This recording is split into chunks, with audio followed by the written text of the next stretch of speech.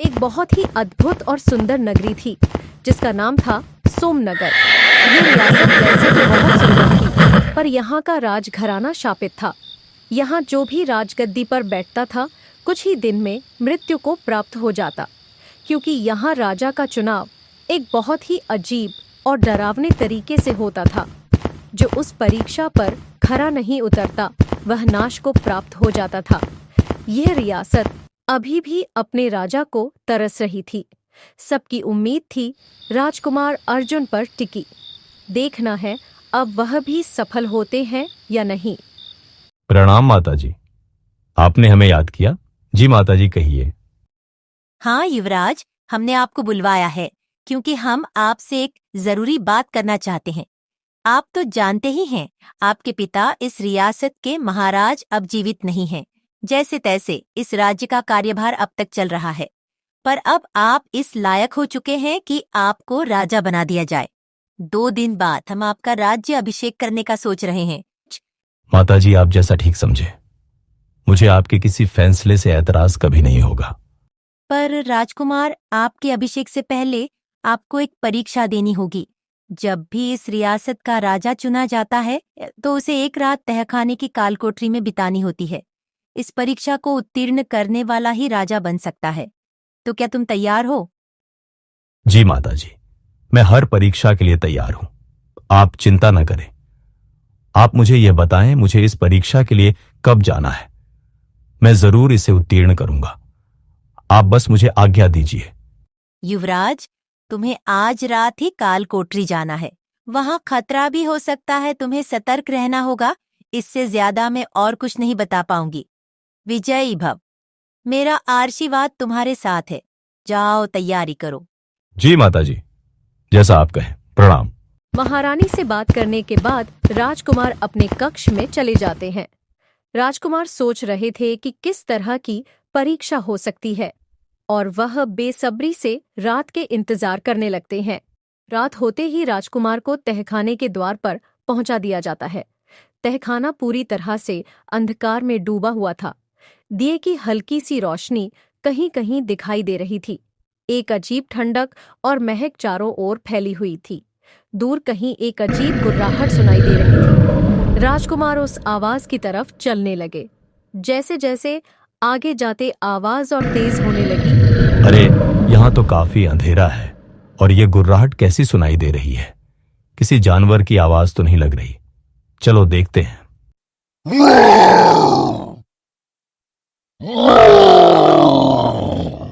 वह गुर्राहट किसी जानवर की तो बिल्कुल नहीं थी। फिर भी वह आगे चल गया। कुछ और आगे जाने पर वह गुर्राहट तेज हो गई और राजकुमार एक गुफा में पहुंच गए।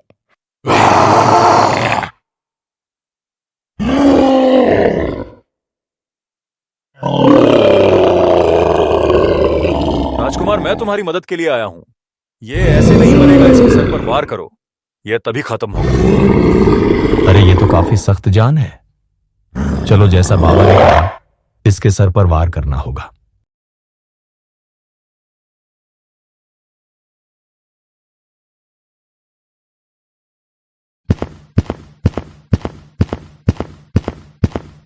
राक्षस को मारने के बाद राजकुमार थक कर बैठ जाते हैं। युवराज, मैं इस राज्य का प्रधान तांत्रिक हुआ करता था, पर जब राजा भूपेंद्र सिंह ने यहां धोखे से राजकाज संभाला तो यहां के असली महाराज धरणी सिंह को मारने की कोशिश की। उनके परिवार के कुछ सदस्य भागने में कामयाब हो गए और कुछ मारे गए। राजा धरणी, उनकी पुत्री और नाती कहीं चले गए, पर उनके बारे में किसी को पता नहीं। देखा जाए तो इस राज्य का असली उत्तराधिकारी राजा धरणी का नाती है। तो बताओ युवराज, तुम राजा धरणी का पता लगाओगे या राजगद्दी स्वयं संभालोगे? एक बात याद रखना, अगर तुमने उचित निर्णय नहीं लिया तो तुम्हारा जीवन कभी फल फूल नहीं सकेगा। तुम जल्द ही नाश को प्राप्त हो जाओगे। सबसे पहले मैं आपको प्रणाम करता हूं। जो कुछ आपने मुझे बताया वह मुझे पता नहीं था। अगर सच में राजा धरणी के साथ नाइंसाफी हुई है तो मैं उन्हें इंसाफ जरूर दिलवा कर रहूंगा। सबसे पहले मैं उनको ढूंढ कर लेकर आऊंगा। तुम बहादुर ही नहीं, दयालु भी हो। तुम एक अच्छा राजा बनने के लायक भी हो। तुमसे पहले यहां कोई भी सुरक्षित नहीं पहुंच पाया। जो आया मारा गया। तुम पहले हो जिसने उस राक्षस को मारा है। मुझ तक भी सिर्फ तुम ही पहुंच पाए हो। तुम एक अच्छे इंसान भी हो। जाओ राजकुमार, विजय भव। तुम कामयाब हो। आप सबको मेरा प्रणाम। आज मैंने आप सबको यहां इसलिए बुलवाया है ताकि मैं आपसे एक जरूरी बात कर सकूं। कल रात जब मैं काल कोठरी गया तो वहां मुझे एक तांत्रिक की आत्मा मिली, जिन्होंने मुझे यह बताया कि यह राज्य किसी राजा धरणी का है। यह धोखे से उनसे हथिया लिया गया था। मैं एक बार राजा धरणी से मिलना चाहता हूं। उस तांत्रिक ने मुझे आगाह किया कि अगर उनके वंशज के अलावा कोई और इस राजगद्दी पर बैठा तो अनिष्ट होगा। इसीलिए मैं आप सबसे कुछ समय मांग रहा हूं। उसके बाद आप लोग जैसा कहेंगे वैसा मैं करूंगा। हम आपकी बहादुरी की प्रशंसा करते हैं। आप सच की खोज के लिए अगर कुछ समय चाहते हैं तो वह आपको जरूर दिया जाएगा। हमें कोई ऐतराज नहीं है इस बात से। सभा में मौजूद बाकी सज्जन क्या कहते हैं? महारानी, आपको जो ठीक लगे वही होगा। वैसे भी राजकुमार ने काल कोठरी में पूरे शौर्य का परिचय दिया है। एक राजा बनने के लिए न्यायप्रिय होना भी आवश्यक है। हम राजकुमार का समर्थन करते हैं। इन्हें समय दिया जाए। आप सबका धन्यवाद। मैं सच के साथ ही महल में वापस लौट कर आऊंगा। अगले दिन राजकुमार अर्जुन निकल जाते हैं महाराज धरणी की खोज में। उन्होंने मन ही मन निश्चय कर लिया था कि वह राजा धरणी को लेकर ही लौटेंगे।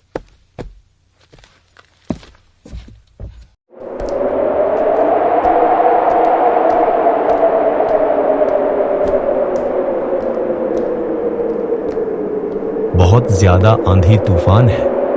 लगता है जोर की बारिश होने वाली है। आज रात इस घर में शरण लेनी चाहिए। देखते हैं बात करके जगह मिलती है या नहीं। एक तो इतना भयानक जंगल, ऊपर से यह तूफान। भगवान भला करे। घर में कोई है? कृपया दरवाजा खोल दीजिए। बाहर मौसम बहुत खराब है। आज रात के लिए रुकने दीजिए। जंगल में रात काटना मुश्किल था। ऐसे आंधी तूफान में तो खतरा और ज्यादा हो जाएगा। यह सोच युवराज रात के लिए उस छोटे से घर में शरण मांग रहे थे, पर वह नहीं जानते थे कि यह रात उनके लिए क्या लेकर आई है। अरे इतनी आंधी तूफान में आप यहाँ कैसे? चलिए आप पहले अंदर आ जाइए, फिर बात करते हैं। इतने खराब मौसम में इतने घने और खतरनाक जंगल में आप क्या करने आए थे? चेहरे के नूर और वेशभूषा से तो आप कोई राजकुमार लगते हैं। सबसे पहले आप मेरा प्रणाम स्वीकार कीजिए। मैं एक राजकुमार हूं, यह आपने ठीक पहचाना। मैं किसी विशेष कार्य से अपने नगर से निकला हूं। मुझे माफ कर दीजिए, इससे ज्यादा मैं अभी आपको कुछ बता नहीं सकता। चलते चलते मैं इस जंगल में पहुंच गया। मौसम खराब था और मेरी किस्मत अच्छी कि आप मुझे मिल गए। अब मैं आपके समक्ष बैठा हूं। आप चिंता मत कीजिए।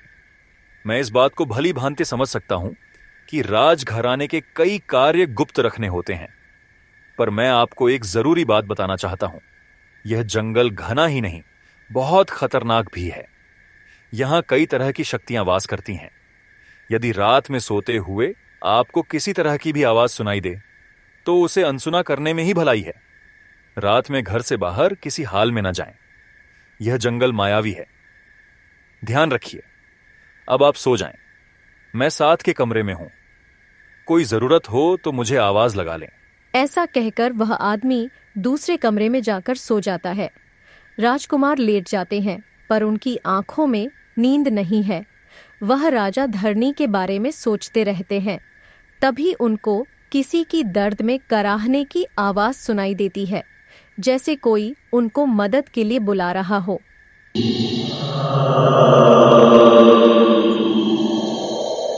अरे यह किसकी आवाज है? ऐसा लगता है कोई दर्द में है। मुझे जाकर देखना चाहिए। मुझे बाहर जाने के लिए मना किया गया है। मैं कोई भीरू नहीं जो डर जाऊं। मुझे जाना ही होगा। और ऐसा कहकर युवराज जंगल की तरफ निकल जाते हैं। युवराज इस बात की जरा भी परवाह नहीं करते कि उन्हें खतरा हो सकता है।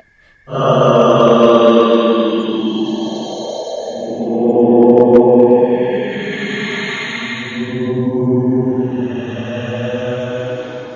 आपको क्या हुआ? आप ठीक तो हैं? मैं आपको उठाता हूं। मैं किसी काम से जंगल आया था और एक जानवर ने मुझे खाने की कोशिश की। मुश्किल से बच पाया हूं। चला भी नहीं जा रहा मुझसे।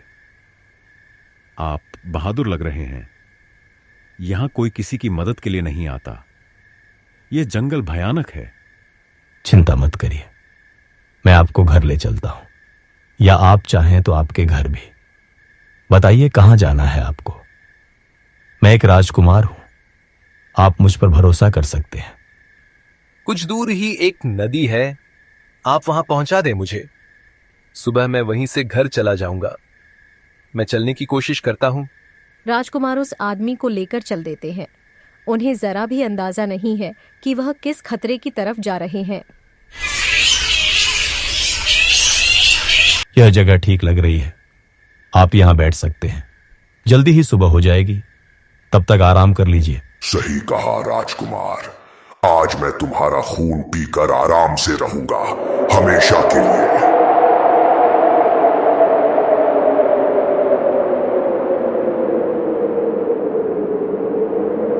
ये क्या हुआ? चलो कोई बात नहीं, देख लेते हैं। आ जाओ।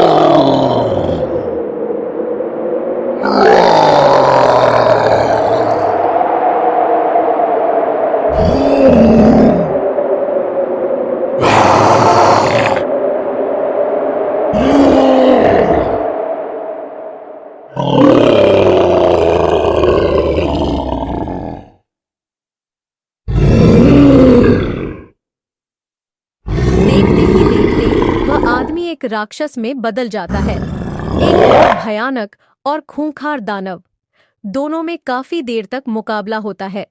अंत में वह दानव घायल हो जाता है। वार से गिरते ही वह दानव एक राजा का रूप ले लेता है, जिसे देखकर राजकुमार बहुत हैरान होते हैं। राजकुमार रुक जाइए, मैं कोई दानव नहीं हूं। मैं किस्मत का मारा एक राजा हूं, जो एक श्राप के चलते दानव रूप में कई सालों से भटक रहा था। अरे मुझे माफ कर दीजिए, आपका यह हाल कैसे हुआ? आज से कई शतक पहले मैं एक सुंदर रियासत का राजा हुआ करता था। एक दिन शिकार करते हुए भूल से मेरे हाथों एक साधु की मृत्यु हो गई। वह जाते हुए मुझे श्राप दे गए कि मैं एक भयानक दानव बनकर भटकता रहूं। मेरे माफी मांगने पर उन्होंने श्राप के अंत होने का उपाय भी बता दिया। उन्होंने कहा कि जब किसी बहादुर राजकुमार के हाथों मुझे क्षत होगा, तभी मेरे श्राप का अंत होगा। आज आपके हाथों में श्राप मुक्त हुआ। आपका आभारी हूं मैं। मुझे दुख हुआ यह जानकर कि आपने इतना सहा, और खुशी है कि अब आप मुक्त हो चुके हैं। चलिए अब मैं निकलता हूं, मुझे देर हो रही है। आप कहें तो आपको कहीं पहुंचा दूं? नहीं राजकुमार, मैं स्वयं चला जाऊंगा। आप चिंता न करें, आप जाइए, सब ठीक है। राजकुमार राजा से विदा लेकर वापस उस घर के लिए निकल जाते हैं। वहां पहुंचकर वह देखते हैं कि वह आदमी जग चुका है और उनका इंतजार कर रहा है। वह चिंता में था। राजकुमार, आप कहां चले गए थे? मैंने हर जगह आपको खोज लिया, फिर थक कर बैठ गया। राजकुमार उस आदमी को सारा घटनाक्रम बताते हैं। वह आदमी राजकुमार की बहादुरी से मंत्रमुग्ध हो जाता है और उन्हें एक राज की बात बता देता है, जो सदियों से उसके हृदय में दफन थी। आपकी बहादुरी देखकर मुझे अपनी याद आ गई। मैंने पहले आपको नहीं बताया, पर मैं भी एक बहादुर राजा हुआ करता था। मुझे धोखे से हराकर मारने की साजिश रची गई। मेरा अधिकतर परिवार मारा गया। मेरी बेटी और नाती किसी तरह बचने में कामयाब हुए थे, पर वे दोनों लापता हैं। मैंने उन्हें बहुत खोजा, पर वह नहीं मिले। मैं इसीलिए इस सुनसान जंगल में अपनी जिंदगी काट रहा हूं, इस उम्मीद में कभी तो वह मुझे मिल जाएंगे। मेरा नाम है धरणी सिंह। मैं सोमनगर का राजा था। क्या कहा आपने? मेरी खुशी का ठिकाना नहीं। मैं जिन महाराज धरणी सिंह को जगह जगह खोज रहा था, वह मुझे ऐसे मिलेंगे, यकीन नहीं होता। मैं हूं उस सोमनगर का राजकुमार। मैं अपने पूरे परिवार की तरफ से आपसे क्षमा मांगता हूं और विनती करता हूं कि आप अपनी रियासत संभालें। आपका राज्य आपका इंतजार कर रहा है। सुबह होते ही हम सोमनगर के लिए निकलेंगे। यकीन नहीं होता मैं आपसे मिल रहा हूं। काश ऐसे ही कहीं मुझे मेरी बेटी और नाती भी मिल जाए। मैं सोमनगर जरूर चलूंगा, वहां का राजा बनूं या नहीं, पर हो सकता है मेरा नाती और बेटी मुझे वहां मिल जाएं। कल सुबह हम दोनों सोमनगर के लिए निकलेंगे। अगले दिन सुबह सुबह राजकुमार और राजा धरणी सोमनगर के लिए निकल जाते हैं और दूसरे पहर राज्य में पहुंच जाते हैं। पहुंचकर राजकुमार सभा बुलवाते हैं ताकि वह सबसे राजा धरणी को मिलवा सके। मैं आप सबको प्रणाम करता हूं। आज मैंने यह सभा आप सबको इस राज्य के असली महाराज से मिलाने के लिए बुलवाई है, श्री महाराज धरणी सिंह। शायद आप में से कुछ लोग इन्हें पहचानते हो। मैं चाहता हूं कि आप सब मिलकर इन्हें इंसाफ दिलाएं। सिंहासन के असली हकदार यही हैं। इनकी बेटी और नाती अभी भी लापता है। ये उन दोनों को खोज रहे हैं। अगर कुछ उनके बारे में जानता है तो कृपया बता दें। राजकुमार, आप ठीक कह रहे हैं। यही महाराज धरणी सिंह हैं। मैं इन्हें पहचानता हूं और शायद आपकी माता जी आपको काफी कुछ बता पाएं। जी महारानी, आपका क्या कहना है? अब सही समय आ गया है। आज सच को सामने आने दें, आज नहीं तो कभी नहीं। जी, आप ठीक कह रहे हैं। आज सच सामने आने का समय आ गया है। राजकुमार, तुम मेरे पुत्र तो हो, पर मैंने तुम्हें जन्म नहीं दिया।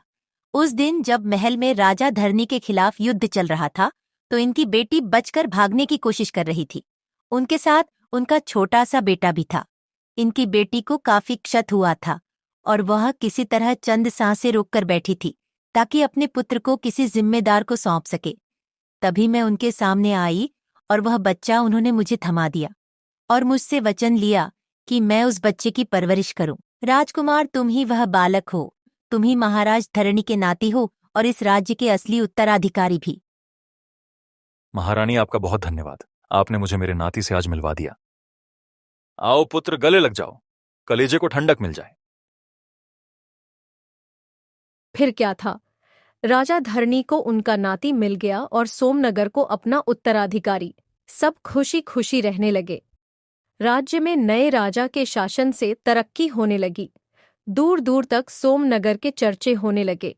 तो कैसी लगी यह काल्पनिक कहानी? अच्छी लगी तो लिखे, सब्सक्राइब कर लें। धन्यवाद।